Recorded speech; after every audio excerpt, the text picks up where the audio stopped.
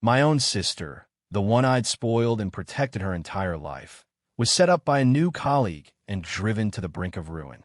When she confronted the woman, she was humiliated, then fired on the spot by the woman's secret husband, the company CEO, buried under a mountain of industry blacklisting and a vicious online mob. My sister tried to kill herself. If it weren't for the doctors fighting tooth and nail to save her, I would have flown back from Europe only to look upon her cold, lifeless body one last time. Fine. If you want to play dirty, then don't blame me for taking the gloves off. You messed with my sister. Now you and your titan of industry husband are going to pay. Ethan, it's Chloe. God, what a nightmare. My mom's words trailed off as fresh tears streamed down her face, 1,000 unspoken thoughts collapsing into a single, ragged sigh. Through the small window of the hospital room door, I could see my sister lying motionless on the bed. Her cheeks were ghostly white from blood loss, her eyes sealed shut. The sight twisted my gut into a knot. A monitor nearby showed a steady heartbeat and normal blood pressure. It seemed the immediate danger had passed. Unlike my sister, Chloe Vance, who was now temporarily shielded from the world's cruelty, I felt like a volcano about to erupt, a torrent of rage burning through my soul. But I knew I had to keep it together. Now, more than ever, I had to be the calm one, at least for my mom. It's okay, Mom, I said, forcing a gentle smile. Go get some rest. I've got this now. I'm here for Chloe. But you can't fool your own mother. She saw right through the facade, saw the fury simmering just beneath the surface. Ethan, you need to be calm. Please, don't do anything reckless. Don't worry, Mom. I don't go into a fight I can't win. Stop overthinking it, I said, trying to sound reassuring. I'm only back for a short while. Once you're rested up, Chloe's going to need you. She could tell I was lying through my teeth, but she and my dad were exhausted. Dad was still dealing with the external fallout from Chloe's situation, while Mom had been glued to this spot by her bedside. My return finally gave her permission to collapse. After a few more warnings not to be impulsive, she finally agreed to go home and rest. I slipped into my sister's room. Staring at her gaunt face, my heart felt like it was bleeding. My little sister, Chloe, as if sensing my presence, the corner of her mouth twitched into a faint, almost imperceptible smile, like she'd finally found a sweet dream in the middle of a nightmare. I picked up her phone and unlocked it with her birthday. I opened her social media apps, one by one, hunting for clues related to her suicide attempt. The first thing I saw was a long list of missed calls and texts from unknown numbers. You think trying to kill yourself makes it okay? Who's the performance for? You bullied a new girl just starting her career. Heard you're easy, little girl. Give me a call. My number is... Karma's a bitch, and you're getting what you deserve. Crack. A grim, vicious smile spread across my face. My hand, clenched around the phone, tightened without me realizing it. I kept squeezing, the pressure building until the phone's frame began to groan in protest. Only then did I snap out of it. I took a deep breath, trying to force the rage back down. Just then, another unknown number lit up the screen. Fueled by a cold fury, I answered. Before I could even ask who it was, a voice full of aggression assaulted my ear. So the little bitch finally answers her phone. You think offing yourself solves everything. You've got another thing coming. You mess with a sweet girl who is just starting out. You're a monster. This isn't over. I'm telling you, my name is Big Dave, and I'm going to be on you like glue. It's you or me. Keep talking. What? You cat got your tongue. You weren't so quiet when you were bullying her, were you? Speak up. Don't make me lose respect for you. They say when you get angry enough, you start to laugh. My voice was eerily calm. Big Dave, is it? Do you even know who you're calling? The line went silent for a beat, then the call ended. Huh. So he's vicious but not stupid. It doesn't matter. You and I have a date with destiny, and I'll be giving you my full attention. I have the recording. You're not getting away. I spent the next hour meticulously piecing together the timeline, combing through Chloe's social media, her texts, her emails. My sister, Chloe, wasn't the little girl who used to ask for my advice on everything. She had grown into a strong, independent woman. She'd been at Apex Media Group for 3 years and always made a point of only sharing good news with the family. That's why I was so confused. Just last month, she was beaming during our video call, telling me, Ethan, I'm about to be promoted to team lead. She was so full of life. How did she end up on the edge of a cliff? It was only after I went through everything, her email, her DMs, her texts, her notes app, that the cruel, absurd truth finally emerged. So it's a dog-eat-dog world. Huh. The corporate jungle. You love the law of the jungle so much. I guess you won't mind when I go predator on you and tear you and your CEO husband to shreds. You won't cry then, will you? My smile was ice. I looked at my sister, her eyes still closed, and felt a surge of anger at her naivete for underestimating her enemies. But that was dwarfed by the primal rage of seeing my family hunted.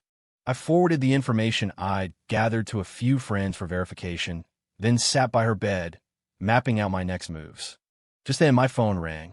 It was my girlfriend, Sophie Reed, calling from overseas. "Ethan, are you okay? How's Chloe?" The genuine worry in Sophie's voice was a balm to my frayed nerves. My own voice softened. "Everything's under control. I'm with my parents. Chloe's not awake yet, but the doctors say she's stable." "What on earth happened? She seemed fine the last time we all talked. Why would she do this?" "She was reckless." I sighed, frustrated. "She picked a fight with the wrong person." I didn't want Sophie to worry too much about her best friend, so I gave her the short version. Last year, a new employee named Jenna joined Chloe's team at Apex Media. She was ambitious and energetic, closing several projects in quick succession and even creating a controversial but viral new web series. On the back of that success, she leapfrogged everyone, got confirmed early, and was nominated for a promotion. The promotion that was supposed to be Chloe's. Chloe is fiercely competitive. She'd already bragged to us that she was about to move up. Suddenly, Jenna was a roadblock in her career, and Chloe couldn't stand it. She decided she was going to teach her a lesson. "Wait, hold on," Sophie interrupted. "A promotion to team lead in under a year. That's not right. That screams Nepo baby getting her resume padded. Chloe, she didn't actually go after her, did she?" Even my sweet, sometimes ditzy girlfriend could see the red flags. But my sister, blinded by anger, had charged straight ahead. "She did," I said grimly. "She found 2 pieces of leverage she thought would take Jenna down, and..." I explained Chloe's counterattack to Sophie. First, Chloe dug deep and found proof that Jenna was faking her background, pretending to be from old money, and even hiring actors to play her parents to try and marry into a wealthy family. Chloe even discovered that Jenna's real, ailing parents were left behind in their small Rust Belt hometown, practically cut off and living in poverty. The second piece of leverage was Jenna's hit show, a brutal takedown-style interview program. Chloe discovered that the show's main villain, a man portrayed as a pathetic, toxic leech who was humiliated and mocked by millions of viewers, was actually Jenna's ex-boyfriend, reading from script. In the scripted drama, the man was vicious, the woman a blameless victim. The show was a ratings explosion, but the toxic antagonism it fueled in the real world. Who cared about that? Chloe cared. She couldn't accept that Jenna had built a career by trashing basic decency and then used that success to step on hardworking people like her. She got concrete proof and confronted Jenna with it. Jenna just laughed in her face. "So what? What are you going to do about it? You need to understand something. This world is all about the survival of the fittest. And I have to say, seeing you like this, a pathetic loser, it makes me happy. From now on, you be a good little dog and work for me. And maybe there's still a place for you at Apex. Otherwise, with no connections and no guts, how are you ever going to compete with me?" Of course, Chloe didn't back down. They had a huge fight. Just as things escalated, Jenna must have noticed someone approaching because she suddenly fainted and collapsed to the floor. Chloe was stunned, completely thrown off balance. Before she could even call for help, the company's CEO, Tyler Roth, who was conveniently inspecting the department, stormed in and slapped her hard across the face. "You worthless piece of trash. What did you do to my Jenna? You think you can bully her just because she's kind and doesn't like to fight? Is that it? Fine, legal. HR, get in here now." And just like that, Chloe was fired by CEO Tyler Roth. Only then did she realize who she had crossed, the secret wife of the company president. But getting fired was just the beginning. Jenna's revenge was swift and brutal. Using Tyler's influence, Chloe was blacklisted from the entire industry. Debt collectors started calling about loans she never took out. A vicious doxing campaign began online, and some of the more unhinged trolls were starting to make threats about finding her in person. Her career was destroyed, her life in shambles, and she was terrified our family would be targeted next. In a moment of despair, she gave up, which is why I dropped everything in Europe and flew 10 hours back to Seattle to handle this. That bastard. Sophie seethed. Does the Roth family think they're above the law? Ethan, I'm calling my brother right now. This is insane. Whoa, hold on, I said, stopping her before she went to war for her friend. I appreciated the impulse, but this was my fight. I am Chloe's brother. It's my duty to get justice for her. Leave it to me, I said, my voice rock solid. Okay, but don't try to do everything yourself, Ethan. If you need anything, call my brother. Promise me. Sophie trusts me completely, so she didn't push. And now I was going to give the power couple of Apex Media, Jenna and Tyler Roth, a taste of their favorite philosophy, survival of the fittest. 3. Weaving the net, I wasn't bluffing when I said I would get revenge for my sister. Their attack, for all its ferocity, was sloppy, emotional, and full of holes. Chloe was crushed by it because of the massive disparity in their social standing and resources. She was cornered with no room to maneuver, and she made 2 fatal mistakes. First, a failure of intelligence. She never realized Jenna was a Nepo baby with powerful connections, and so she drastically misjudged the power of the evidence she held. Her trump card was useless, and she was defeated in a way she never could have anticipated. Second, she didn't know how to leverage her own assets. She remembered she was a top employee at Apex Media, but she forgot she was my sister, Ethan Vance's sister. She forgot she was Sophie Reed's best friend. And she forgot she was a citizen with legal rights. That last point might sound abstract, but if she had just told us, her family, about the CEO's attack, we would have brought the legal firepower she couldn't. The Reed family, eager to keep me focused on their overseas project, would have intervened aggressively. And the Roths, once they learned of Chloe's connection to me and the Reeds, never would have let it escalate this far. They would have separated Chloe and Jenna, at the very least. They certainly wouldn't have used my sister as a stepping stone for Jenna's career. They might have even tried to broker a truce, forcing them into a fake friendship. It would have been better for everyone. But it's too late for that now. You started this. I'll finish it. My sister almost died. If I let you walk away from this, what kind of brother would I be? Got it. Leave it to me. I'll have a full breakdown of the primary individuals and organizations involved in this harassment campaign for you by the day after tomorrow, latest. It's been too long, Ethan. Once you've got things settled with your sister, we need to grab a beer. That was one of the replies I received. Kevin Chun, a friend I made back in college during a startup venture. He's a wizard with network penetration, system security, and vulnerability testing. In plain English, a hacker. After I started collaborating with the Reed family in Seattle, I hired him as a white hat to run penetration tests on a few subsystems we developed. Our professional and personal relationship has been solid for years. When he heard it was my sister who was in trouble, he moved instantly. Asking him just to map out the troll farms likely backed by the Roths was overkill, but favors work like that. You use them, they use you, and in the end, you're not settling a debt, you're strengthening a bond. To win this quickly, Kevin was an invaluable asset. I also contacted a friend in law enforcement, friends at a top law firm, and friends in finance. And, most importantly, my key ally in this fight, Sophie's brother, the heir to the Reed fortune, Liam Reed. I didn't let Sophie call him directly because I didn't want my soon-to-be brother-in-law to think there was any distance between us. Some things are best discussed in person. Sure enough, as soon as Liam got my text, he called me, demanding to know every detail. If it hadn't been so late, he would have dragged me out for a meeting right then and there. We agreed to meet tomorrow. After checking the replies from my other friends, the weight in my chest finally lifted. This time, the Roth family was going to pay for their arrogance. And it was going to hurt. You've been like this since you were a kid. So damn stubborn. I whisper, my voice cracking. I was sitting by Chloe's bed, holding her cold, small hand. So many things could be solved if you just asked for help, if you let us figure it out together. But you always have to carry it all yourself. And when you can't carry it anymore, you do something extreme. Do I even matter to you? Am I not your brother? Honestly, if Chloe were awake right now, I might have shaken her for the series of terrible decisions she'd made. but she was still unconscious, barely out of danger. All I felt was a deep sorrow for her suffering and a burning anger at her missteps. I squeezed her hand, my voice dropping to a near inaudible, choked whisper.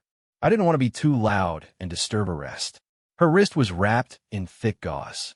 The doctors had done a good job. There was no blood seeping through. But the memory of my mom's frantic call, slashed her wrists, and took a bottle of pills, still sent a jolt of fear through me every time I looked at her. My sister didn't respond, but I saw her eyelashes flutter, a single tear tracing a path down her temple, glistening in the dim hospital light. Did it hurt to see her like this? Of course it did. It was agonizing. But strangely, the more my heart ached, the colder and more rational my mind became. This was not going to end quietly. Suddenly, the door to the room slammed open with a loud bang. Several strangers barged in. I don't know if I imagined it, but I felt Chloe's hand, the one I was holding, twitch violently in my grasp, as if she was terrified. The rage I'd been suppressing instantly ignited. I whipped my head toward the door, ready to tear into whoever was so disrespectful as to disturb a recovering patient. For an unwelcome encounter, Chloe, I came to see you. The voice from the doorway was soft and disarmingly gentle, but I've met enough people in my life to hear what was underneath, a complete lack of genuine kindness. The false sincerity only fueled my anger at their intrusion. The speaker was a woman with a chic, short haircut and work clothes, who projected an image of delicate fragility, but whose eyes held a glint of stubborn resolve. She was holding a large bouquet of flowers, most of which were lilies, a flower my sister is allergic to. I glanced from the flowers to the woman, my expression hardening. I recognized her from pictures on Chloe's phone. This was the architect of my sister's misery, Jenna. And trailing behind her like a loyal guard dog was the man who fired my sister, the CEO, Tyler Roth. The grim-faced men in black suits and sunglasses with them could only be his bodyguards. The unexpected meeting clearly caught us all by surprise. The fake concern and hidden schadenfreude on Jenna's face froze in place. My own volcanic anger, which had been about to erupt, took several deep breaths to contain. Jenna, you're just too good a person, Tyler gushed, oblivious to my presence as he fawned over her. That bitch Chloe Vance deserved what she got. She's lucky to be alive. The meeting ran so late, and you still insisted on coming to see her, to share the good news about your promotion. After everything she did to you, you're still so forgiving. She doesn't deserve your kindness. If we weren't in a hospital room, if I wasn't worried about a confrontation affecting Chloe, I would have already rearranged his face for spouting such self-serving, theatrical nonsense. For now, I'd have to use other methods. How impressive, Mr. Roth, I said, my voice dripping with sarcasm. Bringing your secret wife, who clawed her way up by sabotaging others, to gloat in front of a former employee who gave you 3 years of her life. Truly a class act. I stood up, blocking their path to Chloe's bed and cutting off any chance they had of disturbing her further. And you are. Tyler finally noticed me, his brow furrowed in confusion. I'm the brother of Chloe Vance, I said, my voice dropping to a low, menacing tone. The woman you fired, blacklisted, sicked your online trolls on, and framed with fake debts until she was forced to attempt suicide. I took a step forward, my presence radiating pressure, forcing them back toward the door and putting more distance between them and my sister. Tyler instinctively moved to shield Jenna, but he still stumbled back several steps. His eyes met my icy stare, a flicker of confusion crossing his face before it hardened back into defiance. You're that bitch's brother? Your sister used her seniority to bully my Jenna. She brought this all on herself. It's your fault for not teaching her how to behave. His attempt to flip the script was so absurd, I almost laughed. My tone, however, remained chillingly polite. You're right. It's my fault. I failed to teach her not to wrestle with rabid dogs. I accept full responsibility for that. It's late, and my sister is still unconscious. I'm sure you wouldn't want to upset her further. Please leave. Now. My words were civil, but I took another step, pushing them further out of the room. Tyler staggered again, his face flushing with anger. But then he saw me staring past him, right at the woman hiding behind him, a deeply unpleasant smile on my face. He got the message. If a fight broke out, I was going after Jenna first. As a wife-protecting CEO, Tyler's ego would make him want to appear dominant, especially in front of her. But his fear of her getting hurt would make him back down from an unknown threat. Fine, he snarled. You just wait. This isn't over. The absurd provocation ended with Tyler backing down. He hurried away with Jenna and his bodyguards in tow.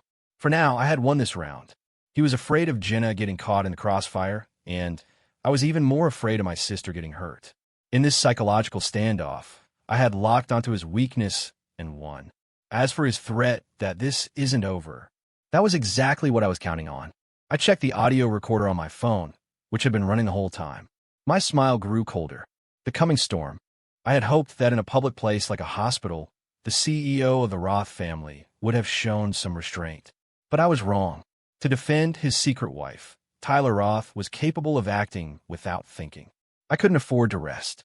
I made a call to my soon-to-be brother-in-law and asked for a couple of his security guys to watch the hospital. Then I went back to my parents' house to check on them. The front of their house had been vandalized with spray paint. An eye for an eye. Home wrecker. Payback's 8 bitch. I didn't hesitate. I took my parents to the hotel suite I'd booked for myself. I had originally gotten it, so I wouldn't be a burden while they were dealing with the chaos. Now, it was the perfect temporary safe house. The family home could easily become another battleground, or worse, a trap. Getting them out of there would allow me to operate without holding back. The first 3 days back were spent gathering and organizing intelligence. I needed more comprehensive information on the background of the show that had made Jenna a star, the one built on humiliating the everyman. It would be a crucial piece of the puzzle later. Jenna's fabricated personal history, which my sister had planned to use to stop her from marrying into wealth, was now irrelevant. It was clear that Tyler and the Roth family didn't care about her background. Chloe had been naive, but just because the Roths didn't care didn't mean no one else would. With a bit more evidence, that same information could be forged into a weapon to shatter the carefully constructed images of the girl boss and her CEO husband. I exported all the harassing calls and texts from my sister's phone and sent them to Kevin to trace. Most were from burner numbers, but a few idiots had used their real ones. They would all make excellent ammunition for my counterattack. I hoped these self-proclaimed warriors for justice wouldn't cry when it was their turn. On the third day, in a coffee shop near the hospital, I met with the centerpiece of Jenna's hit show, her stepping stone to success, and her ex-boyfriend, Ryan Miller. I'm telling you right now, this is my business and my business alone. You leave my family out of this. Ryan practically roared as soon as he saw me. Looking so aggrieved, I almost thought he was the victim. I shrugged, holding on my hands. Did I lie? I simply shared a small preview of what you've been up to with both your parents and Jenna's. If you think I'm slandering you, sue me. You reap what you sow. My voice turned cold. Besides, the crap you two pulled on my sister already dragged my family into this. What makes you think you get to attack with impunity, but I can't learn from your example? I'm here, aren't I? Just stop telling my parents things. He pleaded, his bravado crumbling. They're old. They can't handle the shock. Jenna's parents, too. They don't know anything. They're innocent. Looking at his tormented expression, I had to stop myself from scoffing.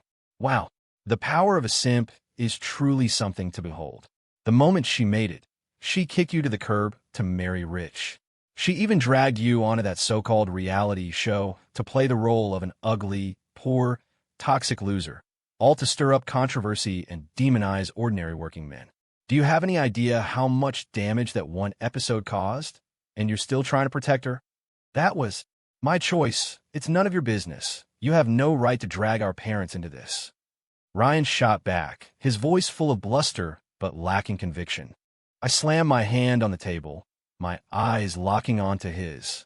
My voice was a low growl. I don't give a damn about a doormat like you.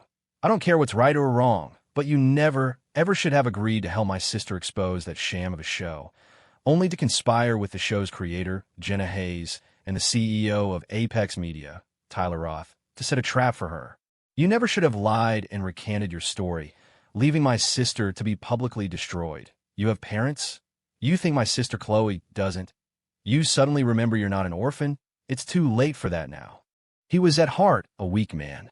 Faced with the truth being revealed to his parents, his lie about bringing Jenna home to get married at the end of the year was already falling apart.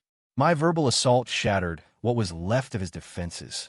He broke down crying, completely oblivious to the fact that I was deliberately and clearly stating the names and titles of everyone involved in our conversation, as if reciting lines for a recording. "What was I supposed to do?" he sobbed. "I've known Jenna since we were kids. I always wanted to marry her, but after she graduated and met that Tyler Roth, she changed completely. She forgot all the promises she made to me, forgot everything we had. Is that my fault? She said she wanted to be a girl boss, that she had to cut away all the dead weight in her life. I didn't want to be dead weight. I didn't want to be thrown away. What else could I do but go along with her?" "You idiot," I snapped. "A piece of fruit that's rotten on the inside will only rot faster if you try to hide it. She's not some damn girl boss. She's a greedy, heartless social climber. This is a woman who could throw away a 12-year history with you. What do you think would happen if you married her? You waiting for her to pull a gone girl on you? She's not like that. She'll come to her senses." As I relentlessly poked at his sore spots, Ryan's mental state collapsed, and in between sobs, he confirmed many of my suspicions. But in the end, he still refused my demand to go public and clarify that Chloe hadn't been lying or bullying anyone. "She can be cruel to me, but I can't betray her. I won't stab her in the back. My reputation is already ruined anyway. Everyone thinks I'm a toxic scumbag. Her dream was always to be a star, a powerful woman. I love her, so I have to support her dream. Just give up on using me to hurt her." Our meeting ended on that sour note. Ryan left the coffee shop, sniffling a pathetic figure. I took out my digital recorder, pressed the stop button, and watched his retreating back with a cold smile. "You think you can choose not to be the weapon? From the very beginning, you were the blade that hurt my sister. I'm just taking that blade and turning it back on its owner. Payback's a bitch." To my immense relief, just as I was leaving the cafe, I got a call from the hospital. My sister, Chloe Vance, was finally awake. Holding her hand again, I looked into her hazy, confused, and deeply hurt eyes. The sharp pain in my chest was still there. "Ethan, I'm sorry. I caused you so much trouble." I had honestly imagined that when she woke up, I would give her a piece of my mind. But now, hearing Chloe's weak, barely audible whisper, all the lectures and the anger melted away, replaced by a single, heavy sigh. "Just rest. Don't think about anything else. Your big brother is here now. Ethan, I missed you." The corners of her pale lips twitched upward, as if she was trying to charm me like she did when we were kids. My vision blurred, and her face dissolved into a watery haze. 3 days. Not a single word from the Roth family. Their arrogant silence was their answer. Fine. If justice won't come to me, I'll go out and get it myself.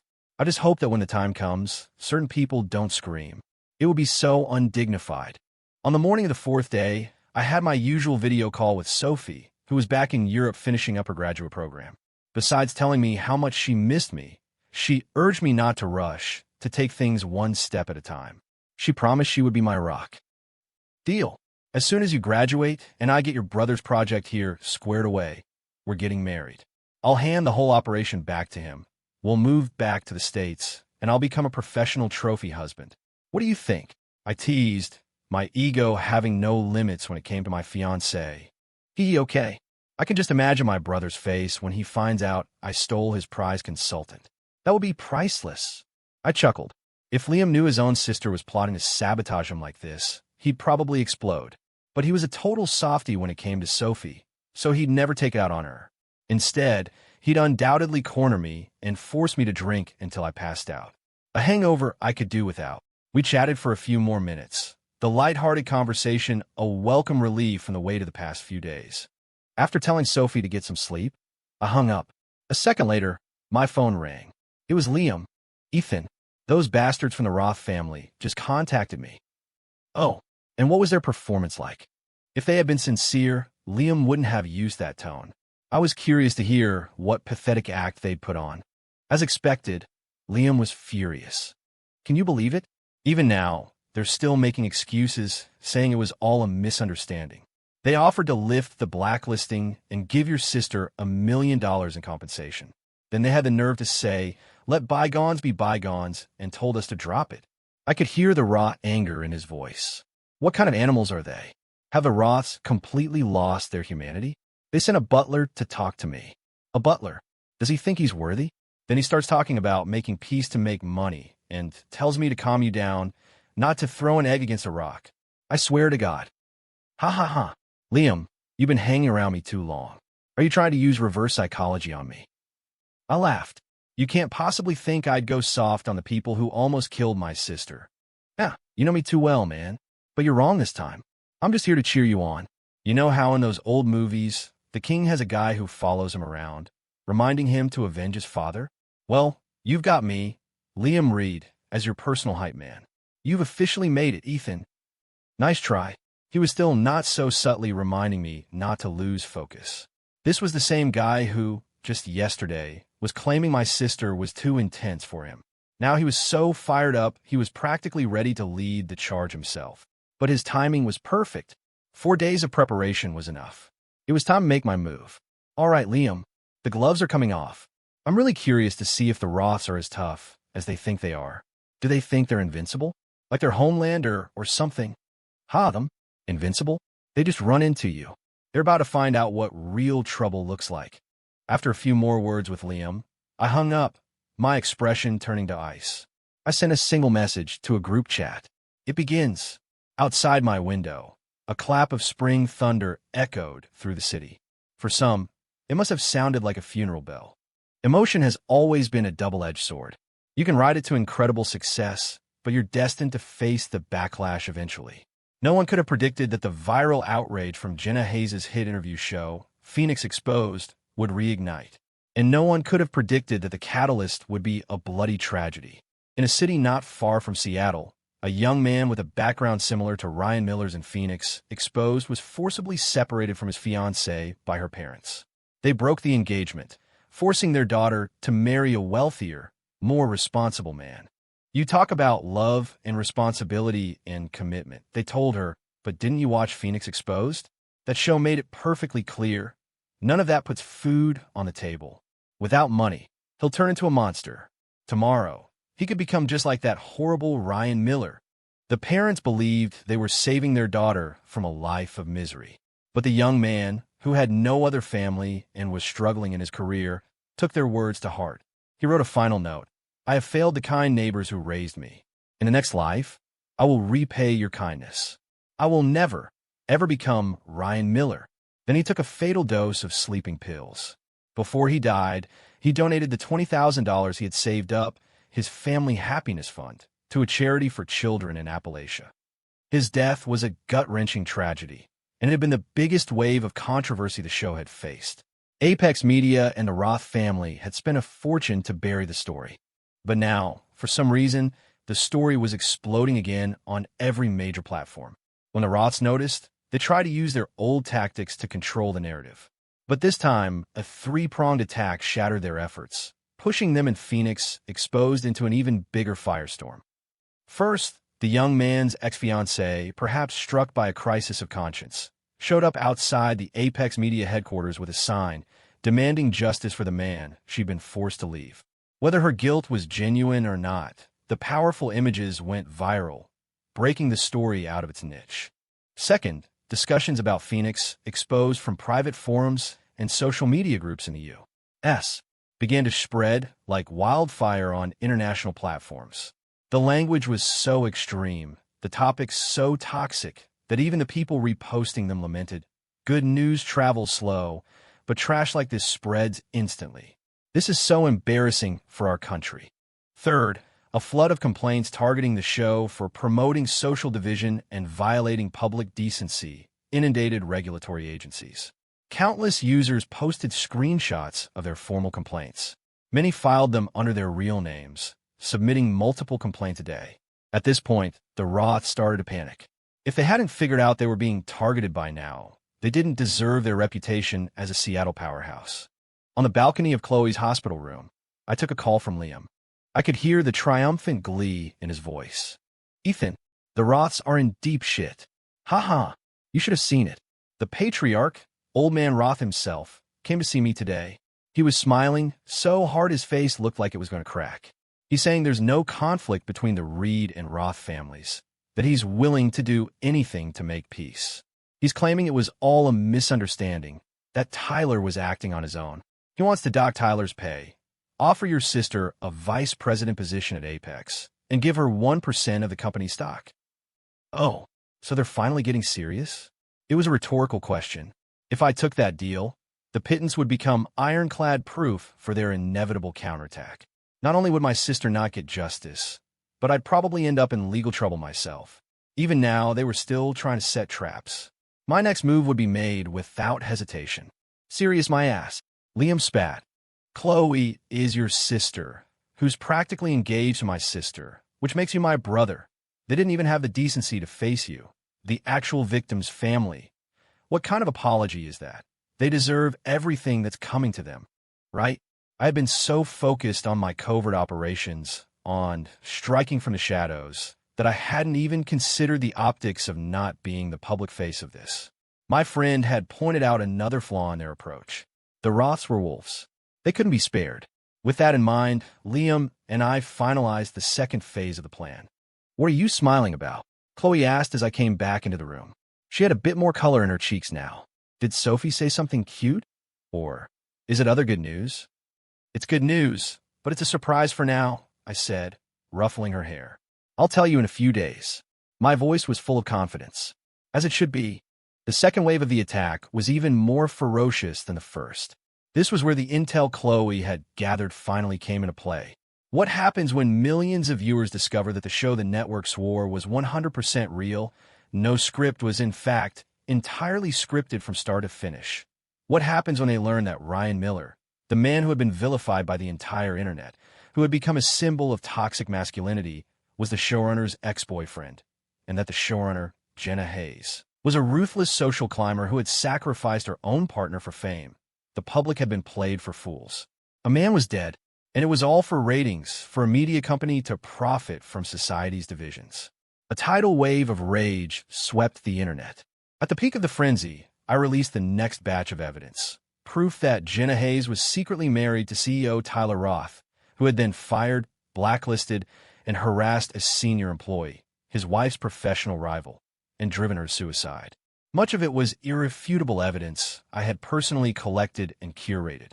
Audio recordings, security footage, photographs, and, of course, screenshots from my sister's phone, my own recordings of the threats, and pictures of the hateful graffiti on my parents' house.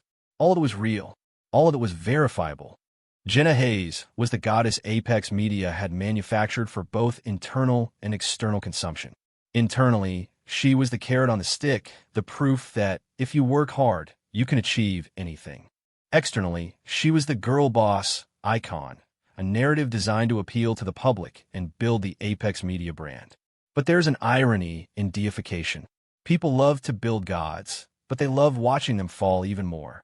And if they can give them a kick on the way down, all the better. And so, the smaller bombshells started to drop. Jenna Hayes faked her family background to trick Tyler Roth, and Jenna Hayes abandoned her sick parents. See, I said, gently tapping my sister on the forehead. She was looking much better now. The evidence you gathered wasn't useless.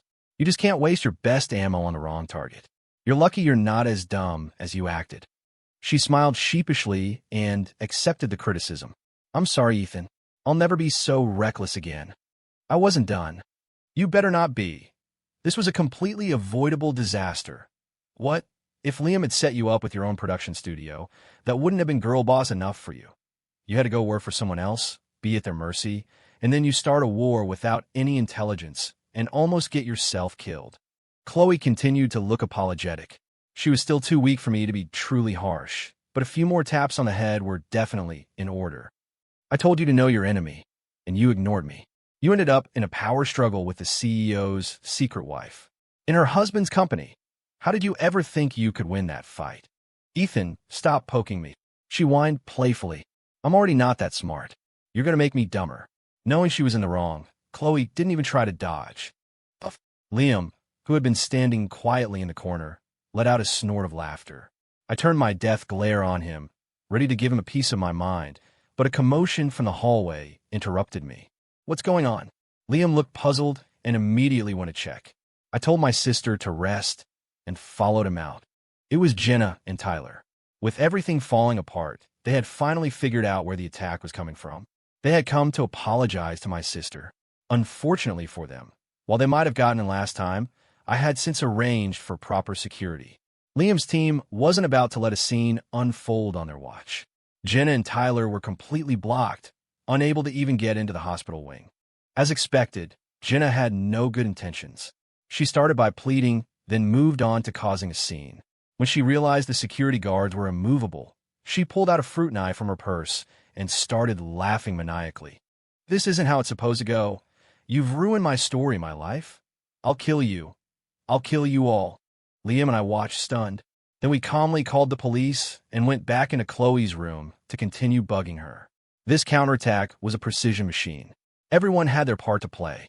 Neither Liam nor I had any interest in confronting Jenna personally to settle the score. In the following days, we filed lawsuits against the troll farms that Kevin had proven were contracted by Tyler Roth to orchestrate the online harassment campaign against Chloe. Among the defendants was Big Dave, the first person to welcome me back to the country. As the owner of a small-time online reputation management company, a troll farm, he had been under Kevin's digital surveillance from the start.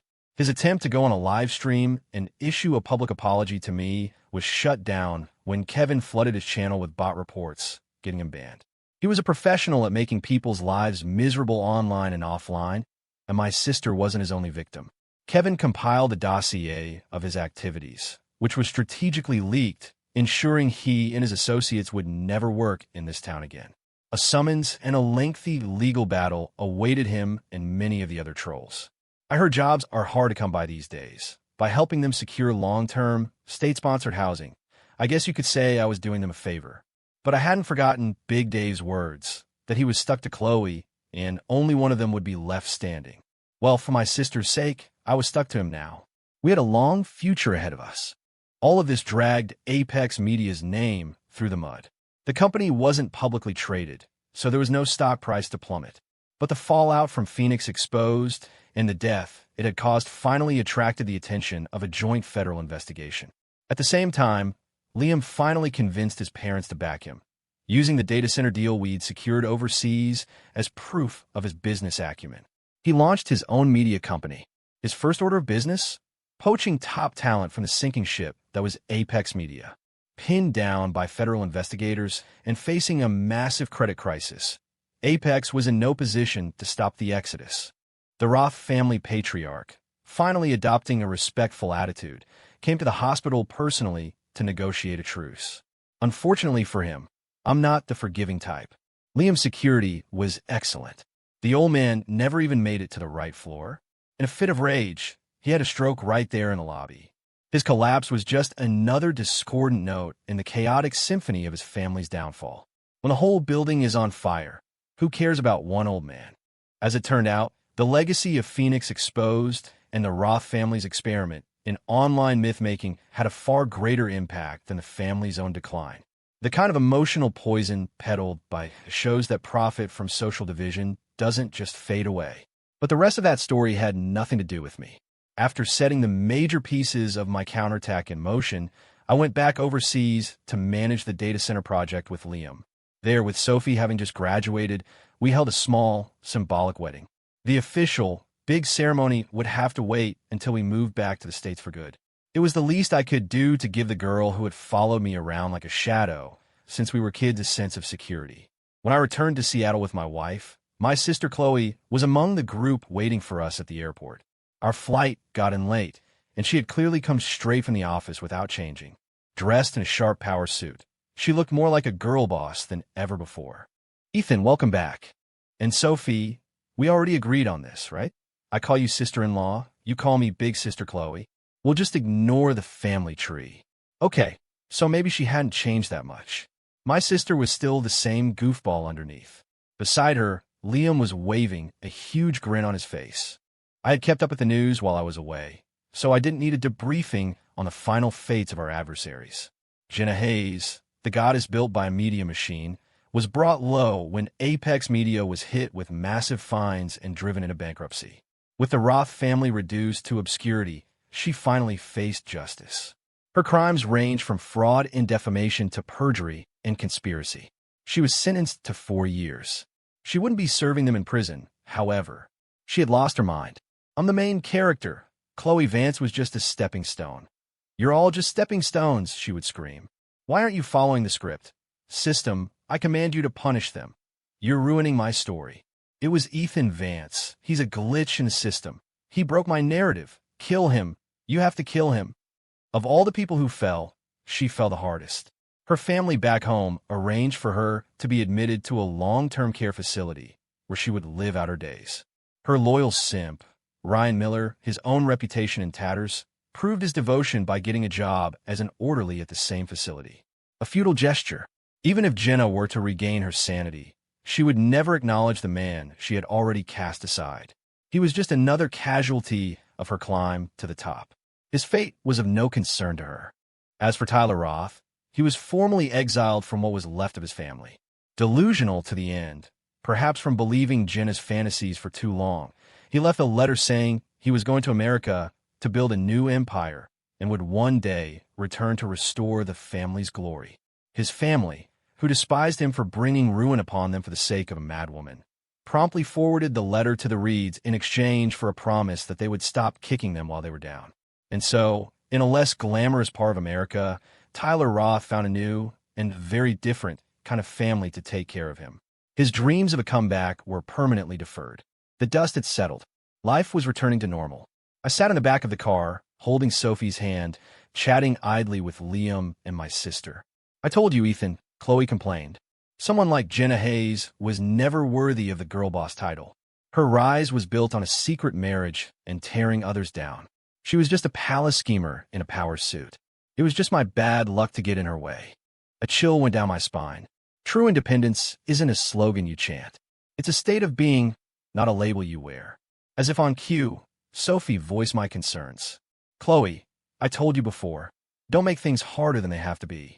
Independence is about inner strength, not a performance you put on for others.